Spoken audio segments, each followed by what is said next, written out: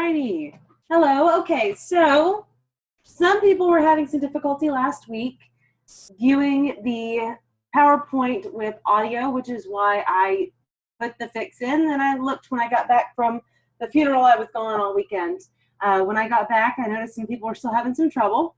So I am going to go over what you need to know for the sake of your midterms with you on a separate video.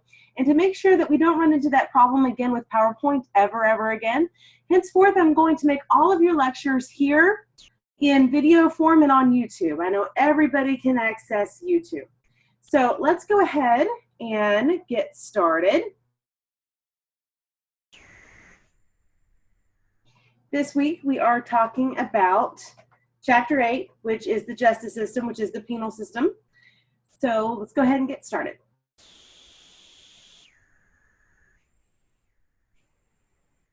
The death penalty. Texas is very famous for the death penalty. And Texans favor it more than other Americans. 71% of Texans favor the death penalty versus 60% of Americans. And here's what's interesting about Texas. Outsiders view our support for capital punishment as downright fetishizing the death penalty. So even those people who support capital punishment still see our level of enthusiasm for it as a state to be irrational. Let me give you two examples. The Cameron Todd Willingham case. Cameron Todd Willingham case is the extra credit I have offers you, where you can watch the PBS Frontline documentary Death by Fire and see a case that happened about 30 minutes from where I grew up. One of my little girlfriends that I went from kindergarten all the way through high school with, her daddy was the fire chief when this went down in Corsicana, Texas. Basically what that case was, excuse me, what that case was Cameron Todd Willingham was at home with his twin babies and his older toddler when there was a fire. And that fire took the life of his children. Some old wives' tales and some outdated forensic science were used to convict him of arson. And because it's a capital crime to kill a child in the state of Texas, he was sentenced to death. Now, there were many reasons to doubt his conviction. The first one was a jailhouse snitch later recanted, but they made a deal with the jailhouse snitch to get the conviction. So, one of the primary witnesses was deemed to be lying. So there's some reasonable doubt right there. Another is that famous scientists recreated the scene, and the claim that a fire can only burn that hot if accelerant was used was found to be not true. They said the spider patterns where the cold water hit the glass and the heat of the glass from inside from the fire made those spider patterns. These things were all old, archaic, outdated science.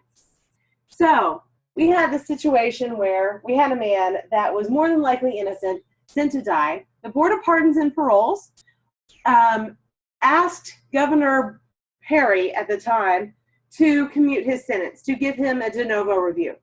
Perry said no, he is a monster, direct quote, he is a monster. He was executed. He's been pretty much posthumously found innocent. Some people still say he's guilty. But this is one example of where we have lots of cases. I had a former student who had an uncle who was pretty much assuredly innocent that was executed under our present governor, Governor Greg Abbott. We also have the Fifth Circuit that upheld a death sentence where a judge slept through the trial because it was not known if the attorney slept through the trial as well. In 2007, Michael Richard was set to be executed when the Supreme Court was about to re-examine the constitutionality of the death penalty.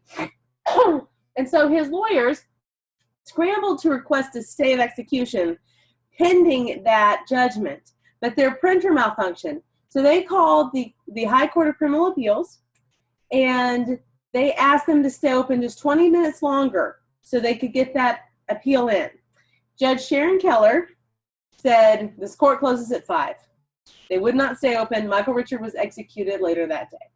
So there are some examples of how Texans are so tough on crime, with their attitude of tough on crime, that things that would be considered unheard of in other states are capital cases down here.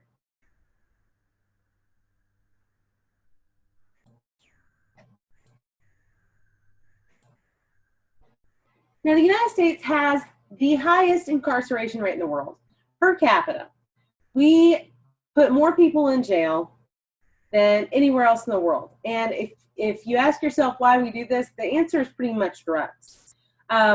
We have only 4% of the world's population exists in the United States, but we have 25% of the world's prisoners. And Texas ranks fourth among these states with 648 inmates per 100,000 residents. We have gone from, this is more than Iran, this is more than China, this is more than Russia. And in Texas, we have gone from 18 to 111 prisons in the last 30 years. Primarily because of prison overcrowding case, Ruiz v. Estelle, this went to the Supreme Court, and they were talking about unconstitutional treatment in Texas prisons, in American prisons. One is prison overcrowding. One is unconstitutional treatment. Poor security, rape in prisons is highly prevalent. Inadequate medical care. If you have to choose between CHIPS, medical care for indigent children, or medical care for a rapist, the rapist is not going to get much of your sympathy. So they put out this case where they said that, just because you're incarcerated does not mean you don't have human constitutional rights in the United States. One of the things that has been very controversial right now is the fact that we have no air conditioning in our Texas prisons. Only a few of our prisons have air conditioning. Now, some people would say, well, air conditioning is a luxury. I know people who don't have air conditioning or leave it off, go somewhere, else cool because they can't afford it. Why should we be giving it to prisoners? Here's the problem.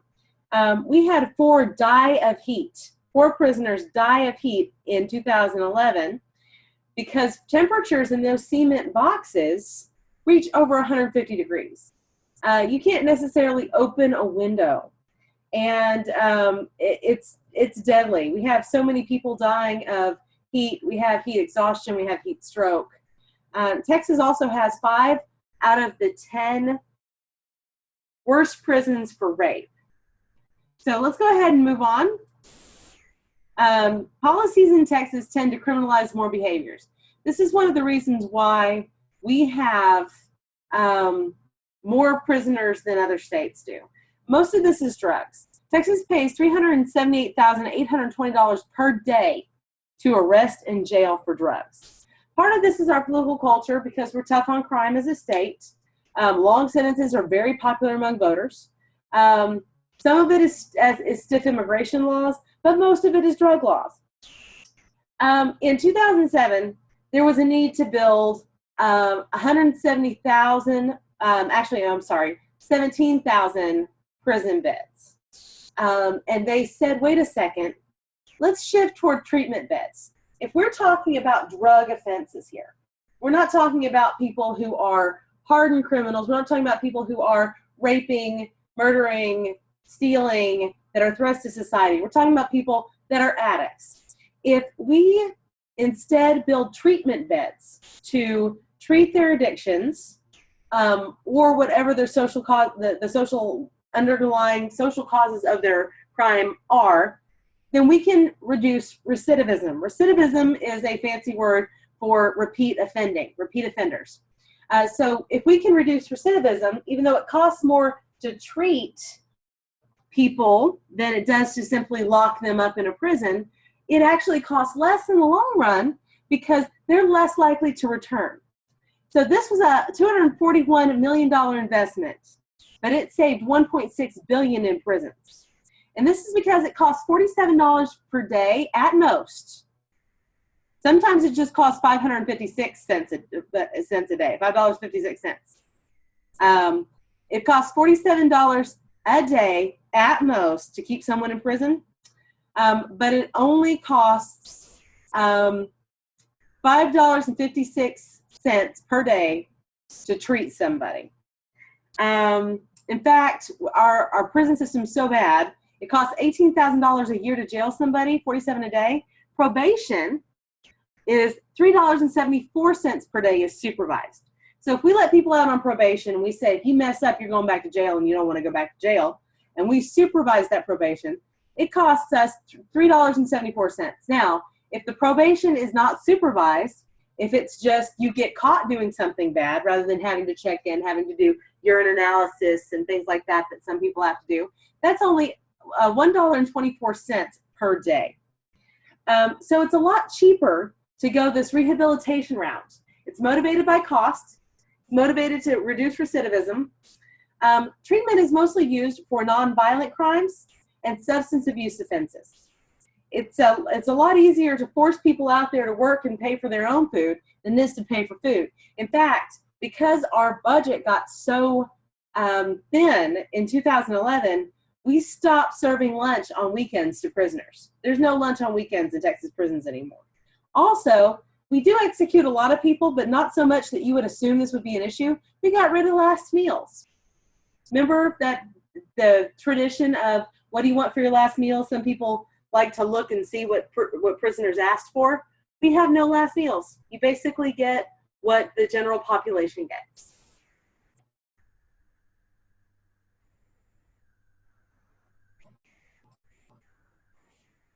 Now, prison conditions.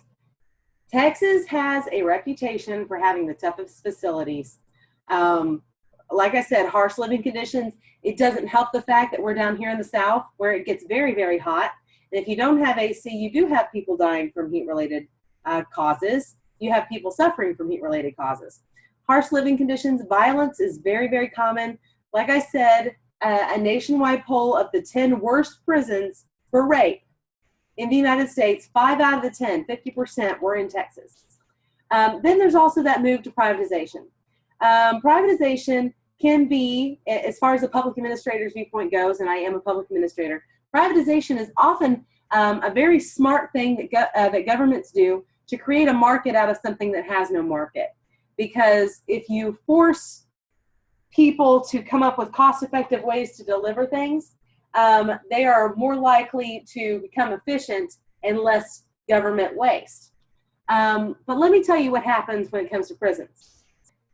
Contracting out these prisons to private entities, cost saving is the motivation, and so they have very little fear, because they're not a government, of being sued for violating people's rights.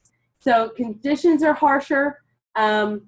There's higher rates of depression among everyone involved. Of course, you're not going to be super happy if you're in jail. But here's the biggest one.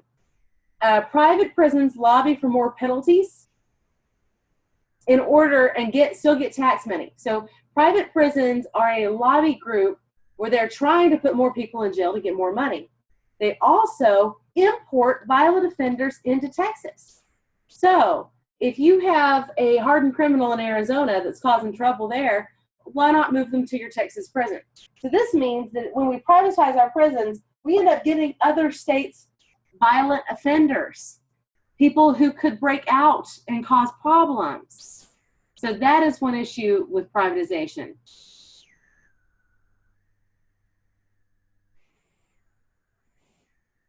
Now, the rights of the accused.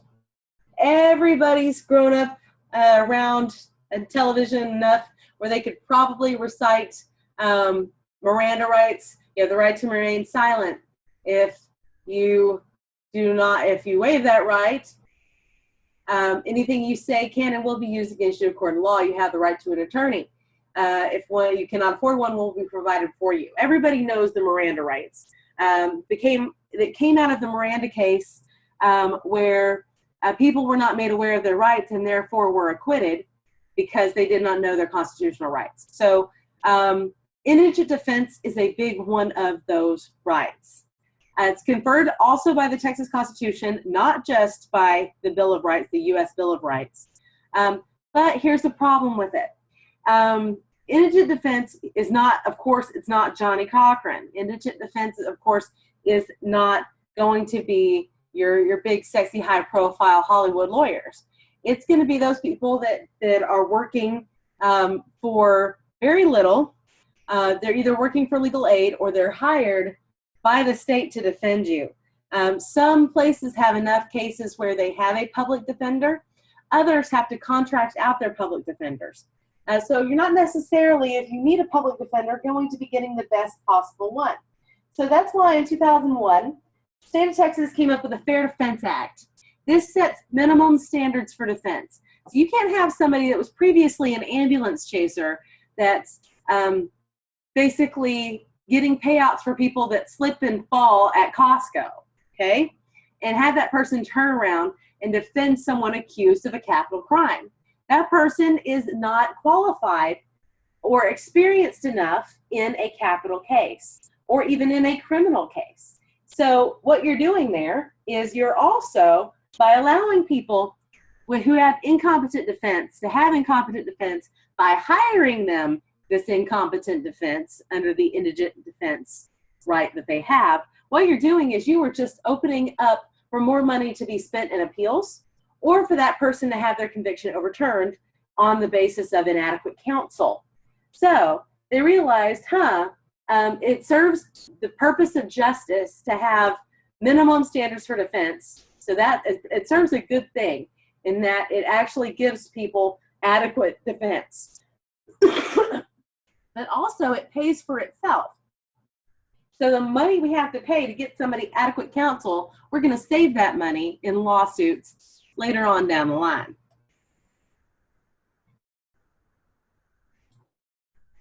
Now let's talk about tort reform. Got to back that one up, y'all. Excuse me just a moment.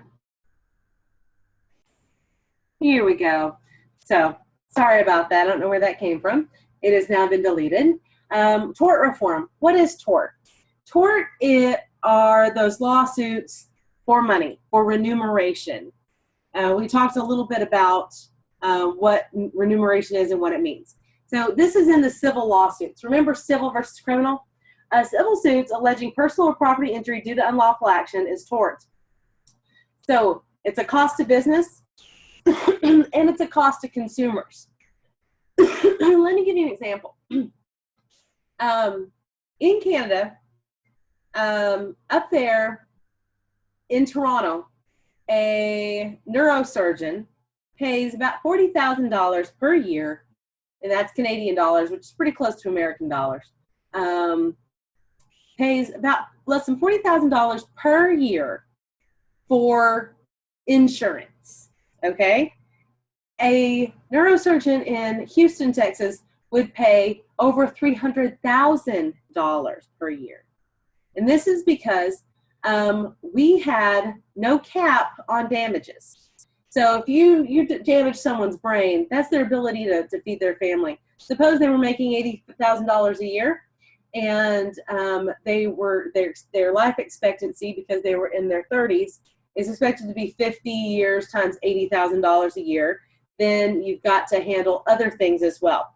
So somebody who's in these high-profile professions like doctors have to pay a lot of money for those payouts. So what we did was, for those cases, well, in all cases in Texas, we put a $250,000 cap on non-economic damages. So non-economic damages are basically pain and suffering. So we can't say that your slip and fall is worth $251,000 in pain and suffering. We can reimburse you for your medical bills. We can reimburse you for your loss of property, but there's a cap of $250,000, and this was supposed to stop frivolous lawsuits. There's also something that we created in 2011 called the loser pay law. Loser pay law says that you are free to sue somebody for damages. However, if you are unsuccessful, you may have to pay the legal costs of the defendants. So not only are you out your legal costs of bringing the lawsuit, you also have to pay the costs that were incurred by the person you wrongly sued. So what this does is it forces people to ask themselves, do I really have a case here? Because before, when they didn't really have much to lose except for, okay, well, I can pay this lawyer $10,000, but I might get a $100,000 payout. Now it's like, I can pay this lawyer $10,000, but this case doesn't look good, and I'll have to pay their lawyers another $30,000. It's not worth it. I don't think I have a winning case.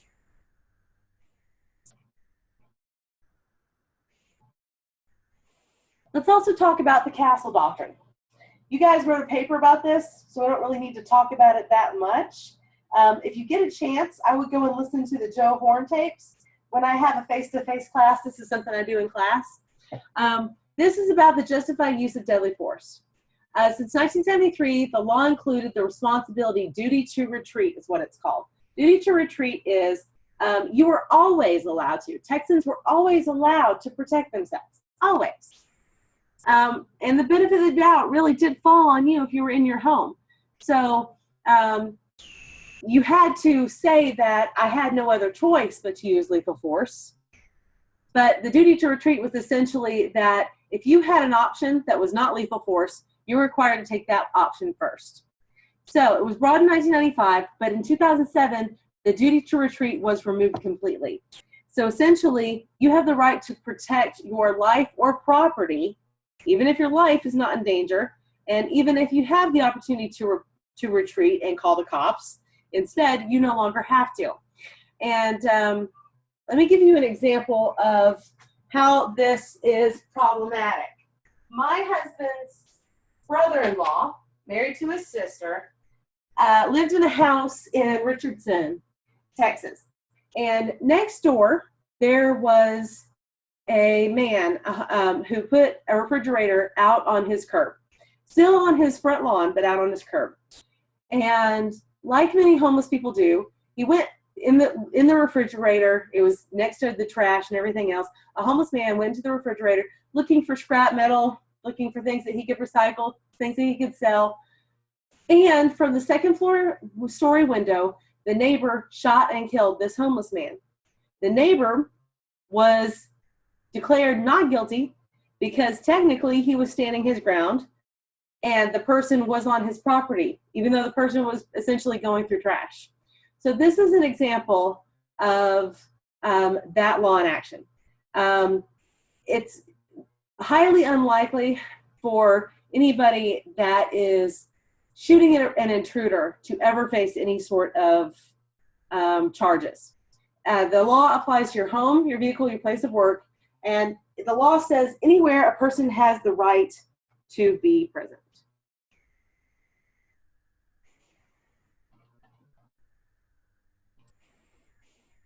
So let's talk about capital punishment. Prior to 1923, it was hanging. That's how we killed people in Texas, was we used to hang them. Then 1923 to 1976, we have the electric chair. I believe it's on display in Huntsville off 45. But yeah, there's a really chilling billboard. But it was the electric chair. Now, since 1982, it's been lethal injection. So between 82 and 2001, Texas executed 477 individuals by lethal injection. Texas executes more criminals than any other state. But let's go ahead and look at executions by country. Texas is one's its own country, y'all. Let's compare. This is the number of thousands of executions. I'll just let you look at that. This is Texas versus the entire United States. This is how much we make up of the entire United States.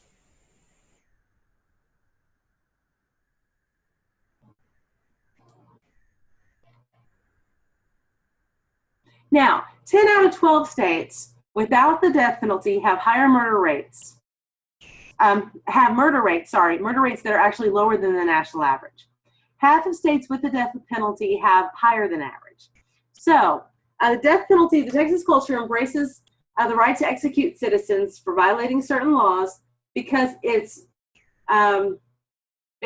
retribution, retributive justice. It's retribution.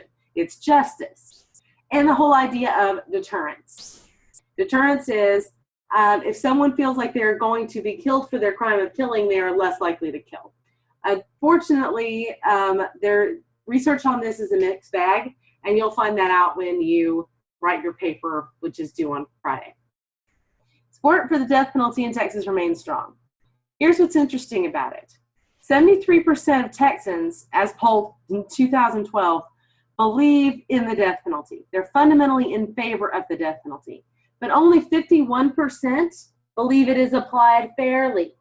So people can be fine with the death penalty in concept, but not okay with it in execution, no pun intended. And that's really a position that you can take for your paper. I'm not expecting you to say that I'm completely against the death penalty or I'm completely in favor of it. You can say that I'm against the death penalty in most cases, or I'm for the death penalty in most cases, but I still think that there are some reforms.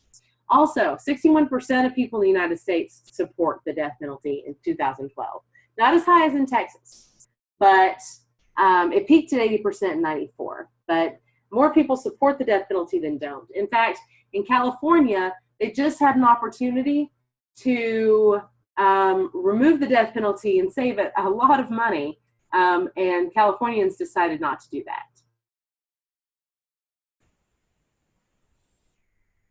So when you look at who's executed, 46% of criminals executed are white, 37% African American, 17% Hispanic, and 3 women, only a total of 12 women in the United States. Certain prohibitions. The mentally retarded. You are not allowed to execute anybody with an IQ lower than 70.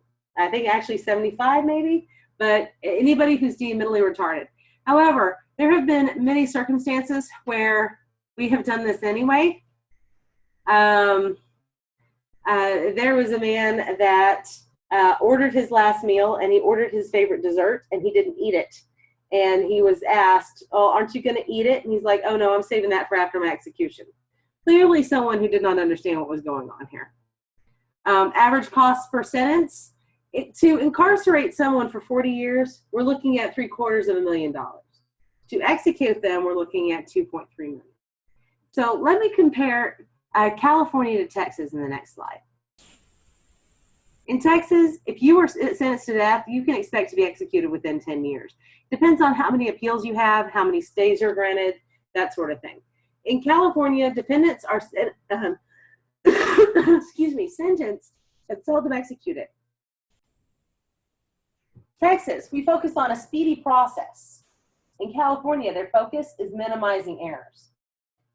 Texas is highly rural, so we have contract or pro bono defenders. We have people that work against the death penalty that volunteer their time. There's statewide public defenders in California. Ours go to the 5th Circuit Court of Appeals. Theirs goes to the 9th. It costs $1.2 million to kill somebody in Texas. It costs $1.9 million in California. So essentially, here it costs $1.2 million, but it actually happens. There it costs $1.9 million, and it never actually does. So some people will suggest in their papers that we become more like California. Even though it costs more, it minimizes the chance that somebody with who is innocent will have their life taken. However, it does cost more. So it depends on where your values lie. Now, let's do a little review. I have put as an extra credit up for you. Some of you guys had some issues with the audio in the last class, so I want to make sure that I cover that. I'm going to cover that in a video for you guys where you can see what you need to know for the sake of your midterm, so it doesn't hurt you for your midterm.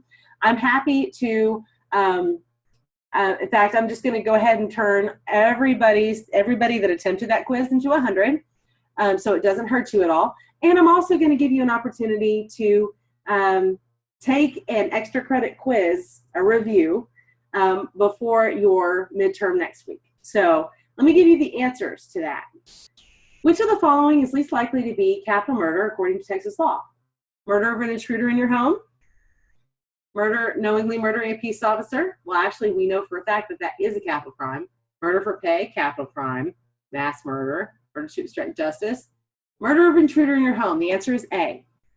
2, which reason explains why the death penalty cases are more expensive than other trials? Death row inmates must be held in privately run facilities. Death sentences must gain approval from federal courts in a second trial. Death penalty cases bring automatic appeals, most often paid for by the state. Yes, it is C, guys.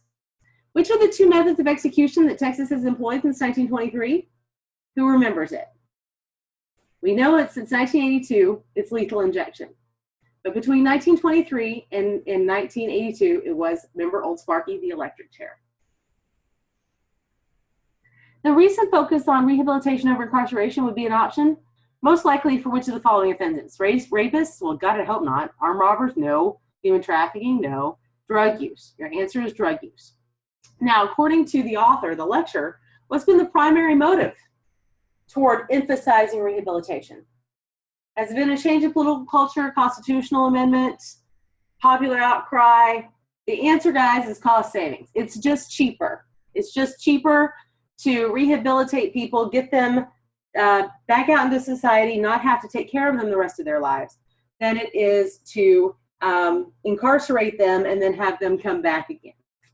So there are your answers to this week's review. It is, like I said, if you do not choose not to do it, it does not count against you. It is exempted from your average. But if you choose to do it, it will replace a lower grade. So that's just an option for you guys. I am terribly sorry. I updated my software so I would be able to do these videos with greater ease for a student that needs to be out because of a surgery that she's having. And unfortunately, it crashed my entire system. So I'm looking forward to midterms as a big reset button. And if anyone needs me, you know how to get a hold of me. But I'm going to go ahead and get this up on YouTube for you right away. And I'll also get that video where I review all of your quizzes for you so you know the right answers for your midterm exam. All righty. I hope you guys have a great week.